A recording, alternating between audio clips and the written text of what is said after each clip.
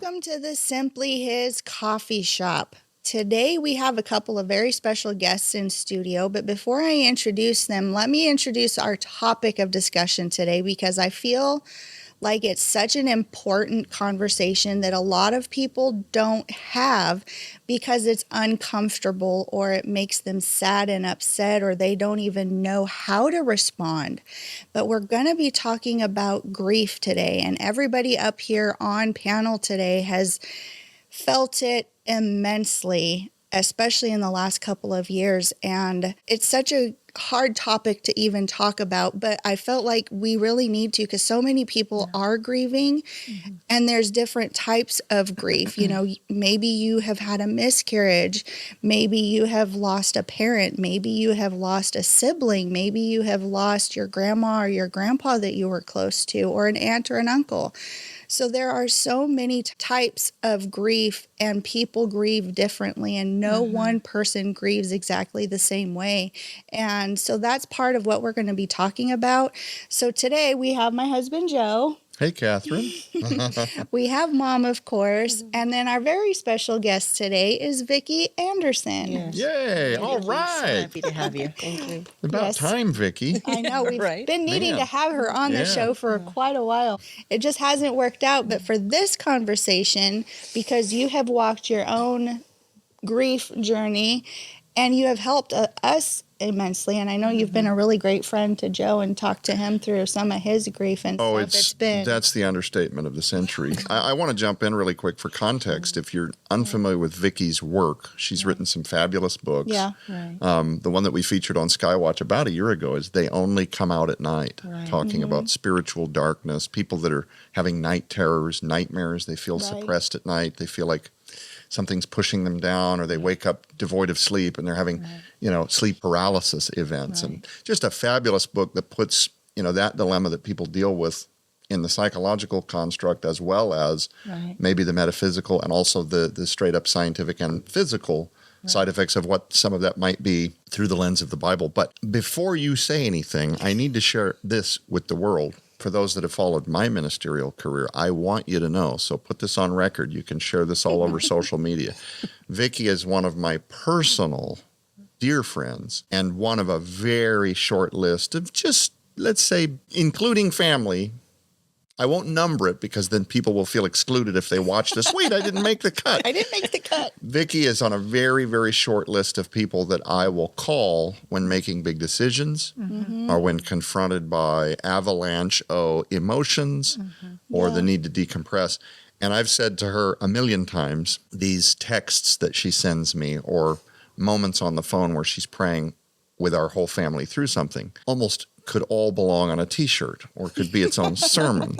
And she just rattles this stuff off. Like I'm telling you, I get more devotion out of a Vicki Joy text that's like 20 words or less than some of the, elongated hour-and-a-half lectures we've heard on some of the subjects like grief or being inspired to continue the fight in ministry. So having set that up, now these big shoes you get to fill, right?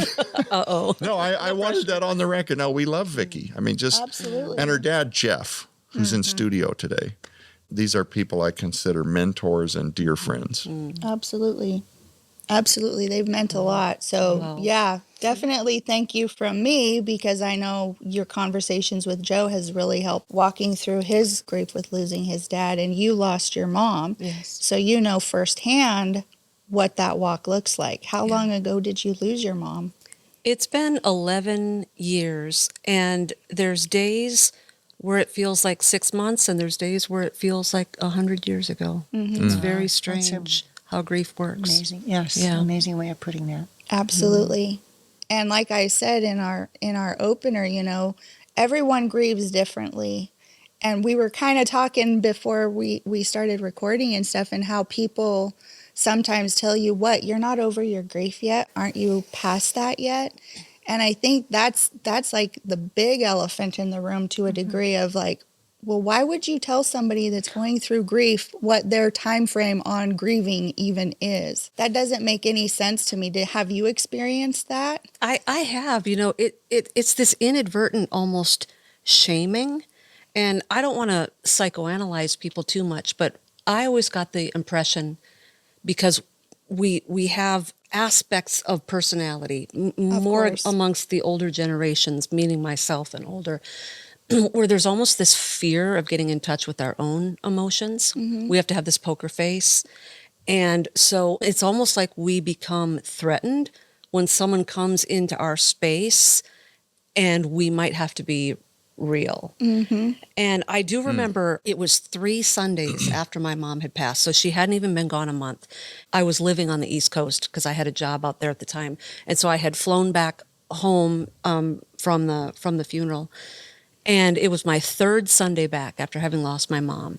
And I had a woman come up to me in church, an older woman who had ironically just lost her husband. So I kind of glommed onto her thinking, if anyone here is going to get it, it's going to be her, because she's in fresh grief as well. And she's like, "Hi, Vicki, how are you doing this morning?" And I said, "Well, I'm doing terrible." I made the mistake of being honest. Of course. I didn't give the standard American fine. Oh, fine. Yeah.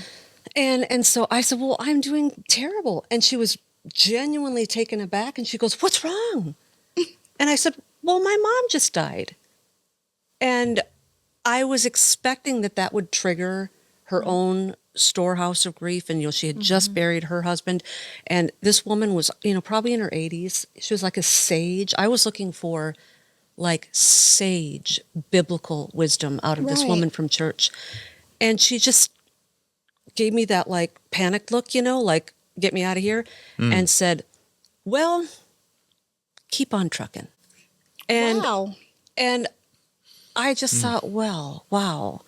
And, I don't really remember what my thought was at the time. Right. I think I was disappointed. I think I was embarrassed. You felt like you'd opened up a little bit, kind of Yeah. put it out there that you might need, and Maybe give me Kinda a little something to surprise hold and- on here. But now that the years have passed, I look back on it, and how I've absorbed that, how I've internalized that is, I might not always have the right thing to say, Right. or the perfect thing to say, or the most timely thing to say. And Joe, you're really unique in that you receive benefit from those 20-word soundbite texts. I have a lot of female friends. That's not the approach they want. it just doesn't land. It doesn't land. And so I gotcha. we don't always say the right thing. Right. But I learned from that experience that when I'm in my 80s and I've walked with God for decades, and someone comes to me torn and broken, I want something better to say than a cliche that people have on mud flaps on the back of their semi. Keep trucking.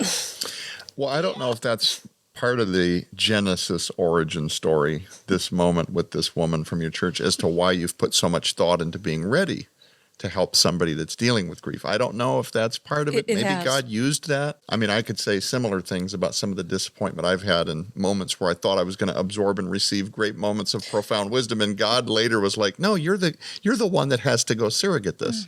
Right. You've got to put together your framework and go say it, because, Right. clearly no one else is going to do this for you, Joe." But I will say, whether you agree with the assertion that they always land, because they always have for me, I will say on Vicki's behalf that one thing that you're very consistent about, whether you agree with the fact that you land in every case, is you're always willing to care and take a moment. You're invested in people. So you're never, with Vicki, you're never going to get a keep on trucking.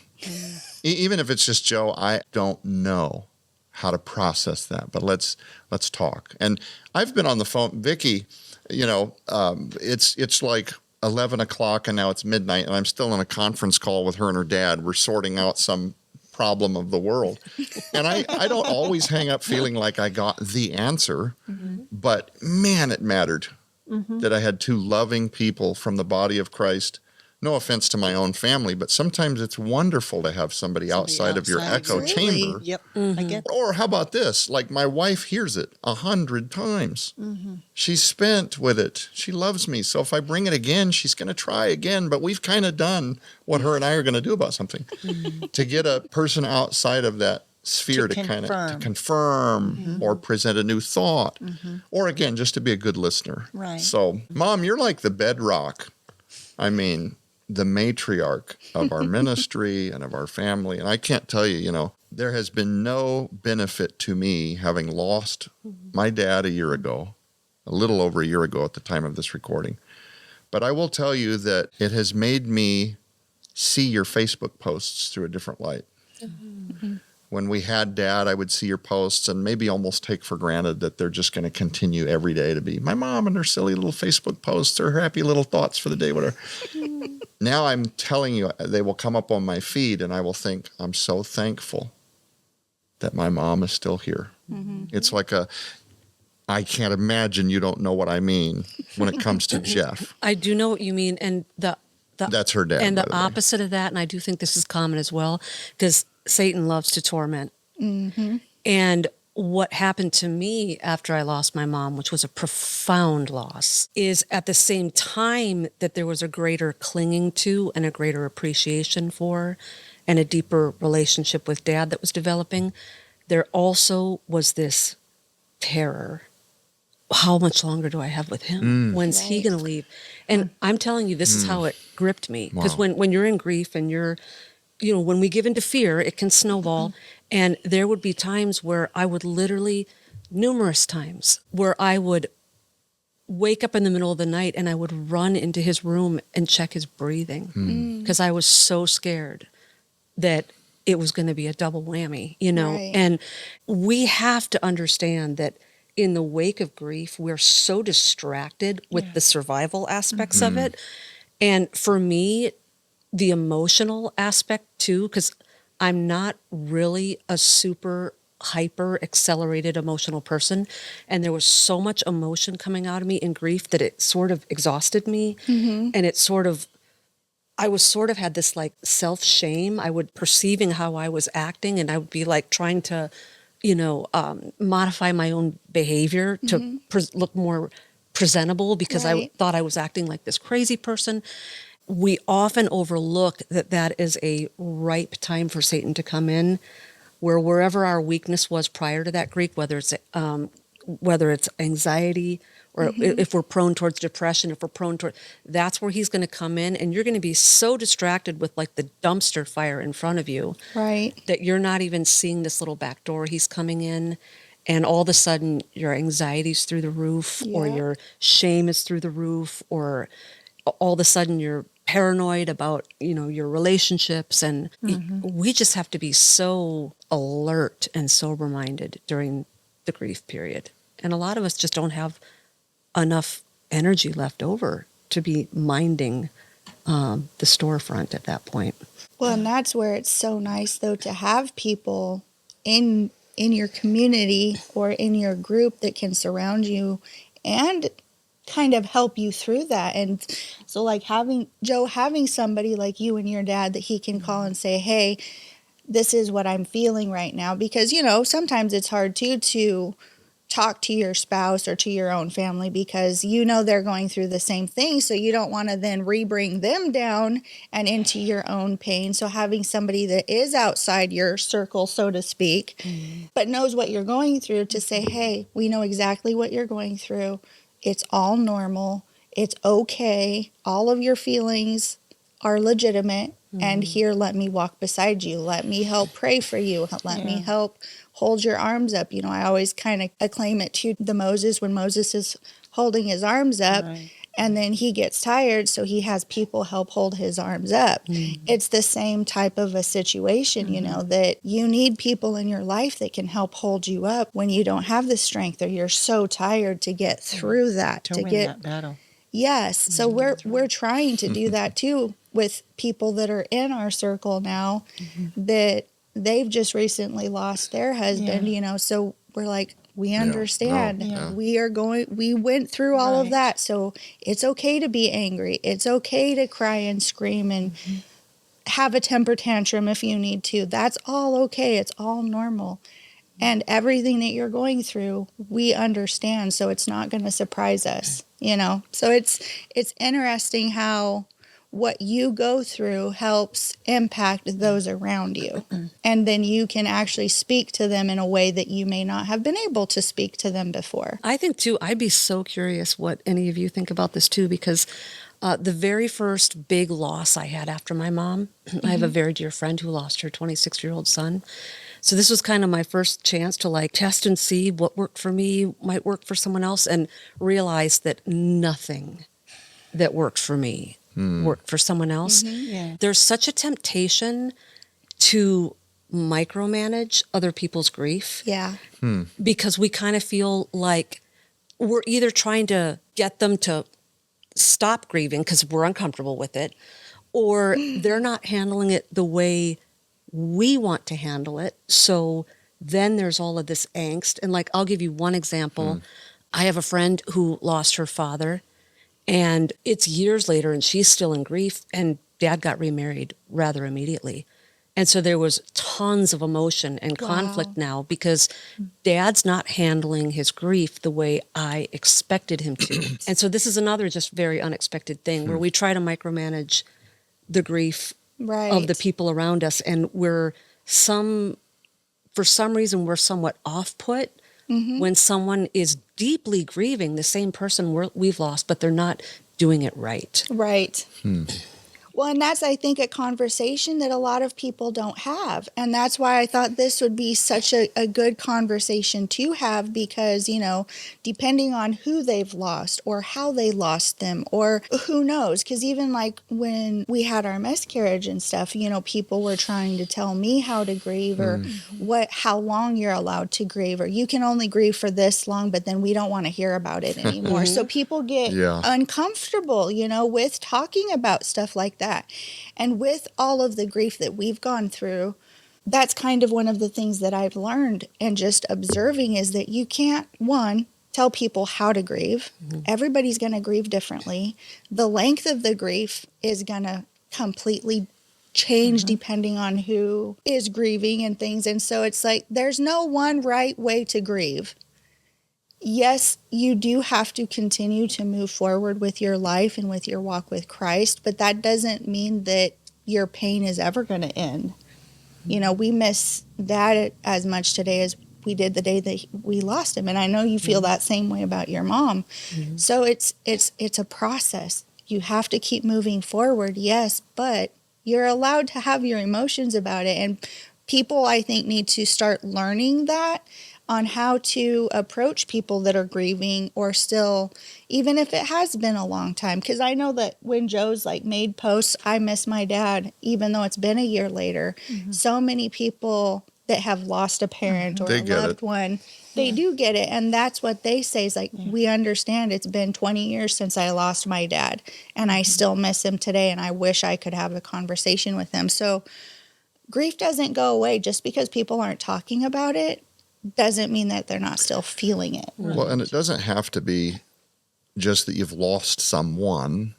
People grieve all kinds of things. Oh, absolutely. Missed opportunity. Yes. I should have, when I was 20, seized this moment because if I had, then today I would have. And then they've got this A list of coulda, woulda, fantastic shoulda. version of their life that they've missed out on. So they're grieving something that never was. Right. You know what I mean? Like a missed dream, or I should have got on the that's a subway great and went point. after my big rock star career, or I should have pastored a megachurch or whatever. You know, one thing, and I may struggle to articulate this because it's not something that I talk about ever. So I'll just roll the dice that I can pull this off in a format like this, and hopefully it'll make sense. But, you know, something that's just hit me like a train this year. I feel like God has repeatedly, when I've started to obsess about ministerial things that I have no control over, this real wake of not having Tom Horn, the guy that does all of the planning, and he's the one that tells you, Skywatch, we're going to do a 4-week series, and then we're going to come into the fall, and we're going to, and it wasn't just Skywatch, it's Defender Publishing. Right, It's literally, I mean, I don't want to get into all the details, but man, I felt like before we lost him, I was in a whirlpool, like just barely keeping my head above water. And then wham, you lose Tom Horn. And it's like, oh my God, Right.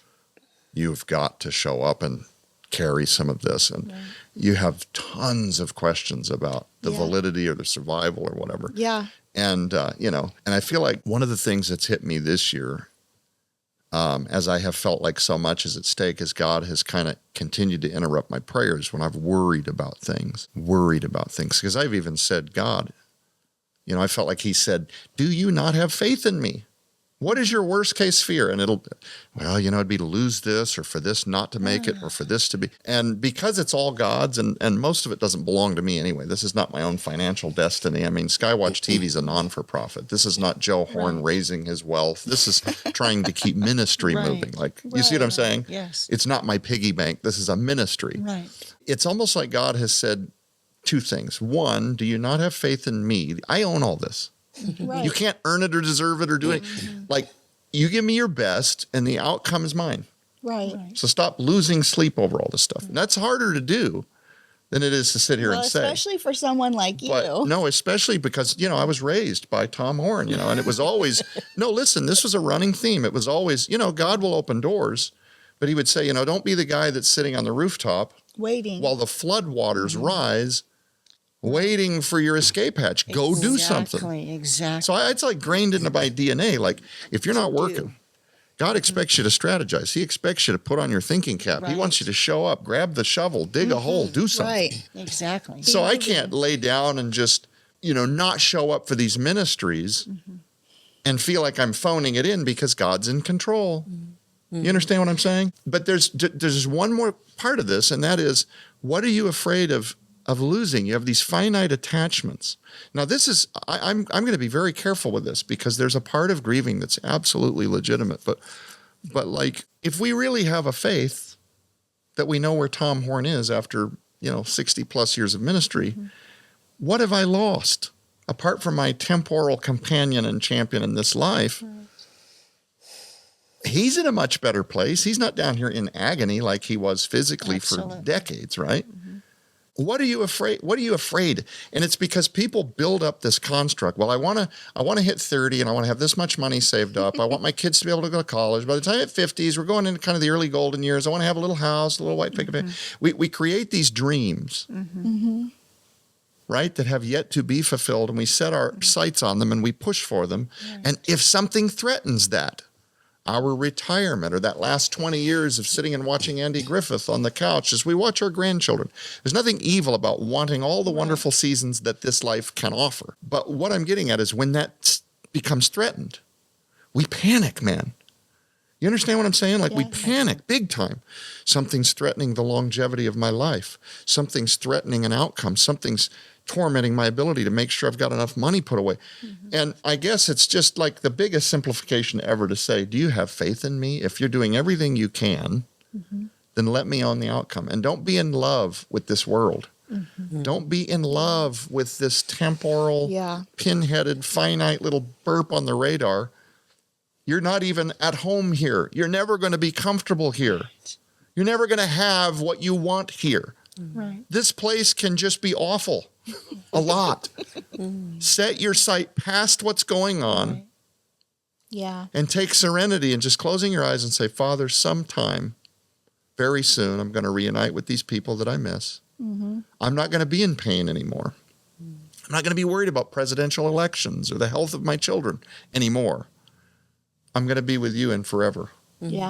And I know that is so much harder to do than to say, but man, that has just rocked me hard this year because I felt like so much has been at stake and so much, and Dad's legacy and the ministries and trying to find the balance between walking in faith and like just being blasted by difficulty this year. I mean, I mean it when I say that it felt to us all as a team at Skywatch, Simply His, Defender Publishing, Eden's Essentials to a degree that, the enemy swarmed hard when he saw that we lost Tom.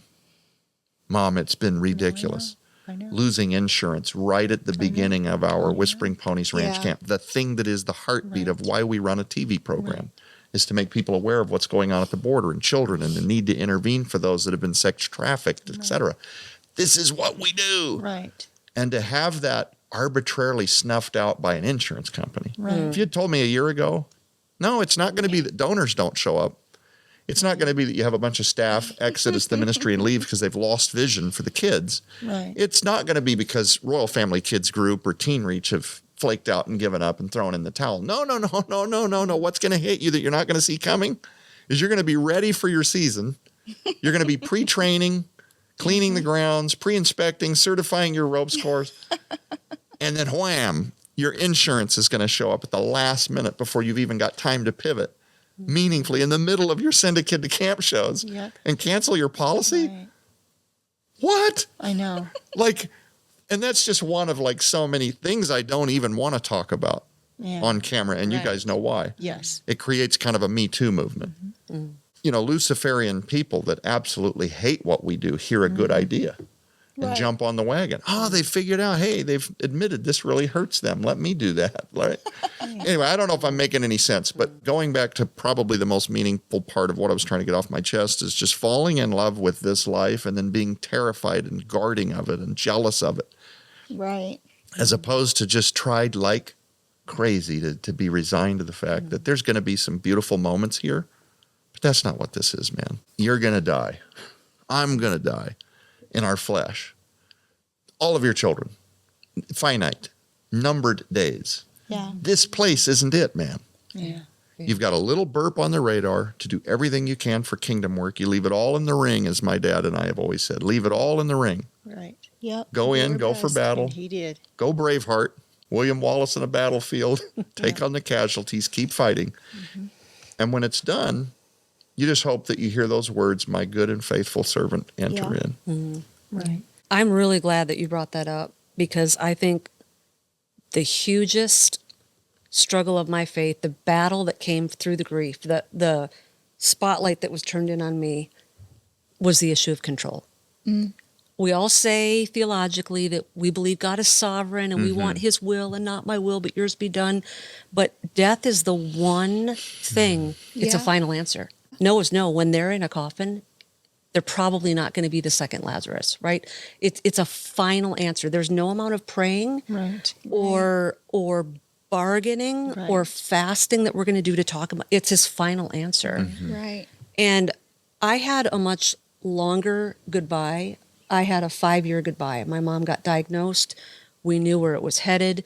So we kind of had this never-ending, bittersweet, torturous 5-year-long goodbye. Right. Because every time we talked, we were consciously trying to get everything in, everything accomplished, everything said, everything done, everything closed.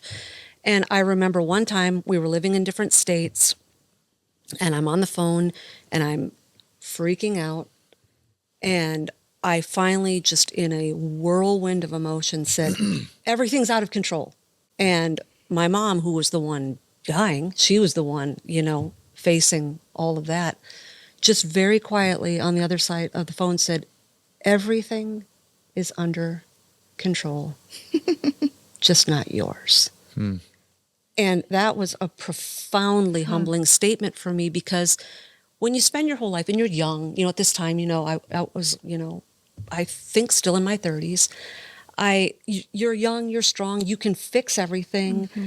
You can work extra hours, you can get the loan, you can keep everything in your house in the right place and everything's vacuumed and everything's under control. And then you realize nothing is under your control. It's this double-mindedness we have where we're telling ourselves every day, God is sovereign, your will be done. But then when his will starts to deviate from ours, a whole bunch of thoughts and emotions and insecurities and issues have to be dealt with in the self. And so I'm saying the same thing that you're saying, Joe, with different vocabulary.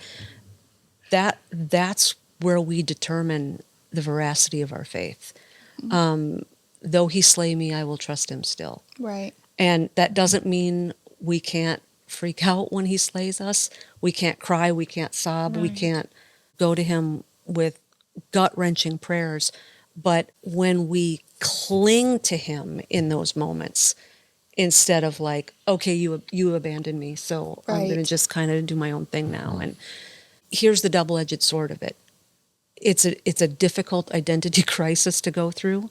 But when you get to the other side of that, Satan really loses a large part of his power, because if you realize he's taken the most important thing in my life away from me, and I still love him and I still trust him and I'm not going anywhere, Satan goes from 6 feet tall to 4 feet tall in a moment.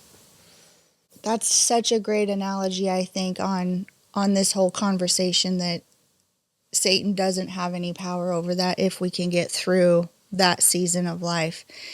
We are all out of time for this week, but we will be continuing this discussion next week, so please don't miss it. We will see you next week in the Simply His Coffee Shop.